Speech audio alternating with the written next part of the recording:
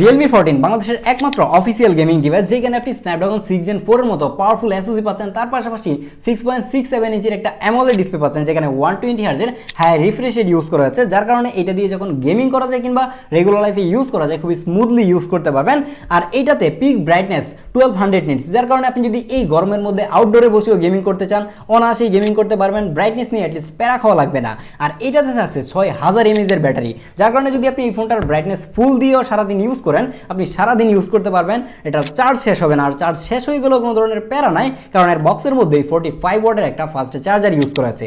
আর এর ব্যাক সাইডে থাকছে 50 মেগাপিক্সেলের একটা ক্যামেরা, যেই ক্যামেরা দিয়ে খুবই সুন্দর সুন্দর ছবি তোলা যায়, ছবিগুলো খুবই শার্প এবং ডিটেল ছিল এবং ডাইনামিক রেঞ্জও খুবই ভালো রাখতে পারে। বাট প্রবলেম যেটা, হিউম্যান ফেস দেখলে একটু স্মুথ করে ফেলে, আর এই স্মুথনিংটাই এখন মানুষজন বেশি পছন্দ করে, সবাই নিজেকে একটু ফ্রেশ দেখাতে পছন্দ করে। আপনি যদি এই ধরনের ক্যামেরা খুঁজে থাকেন তাহলেও কিন্তু আপনি এই ডিভাইসটা দেখতে পারেন। আর স্পেশালি দেখা যায় যে বাংলাদেশের অফিসিয়াল মার্কেটে খুব একটা কিন্তু গেমিং ডিভাইস দেখা যায় না, যার কারণে আমি বলবো যে যদি একটা গেমিং ডিভাইস আপনি কিনতে চান অফিসিয়াল মার্কেট থেকে, অবশ্যই রিয়েলমি 14টা একবার হলেও ট্রাই করতে পারেন।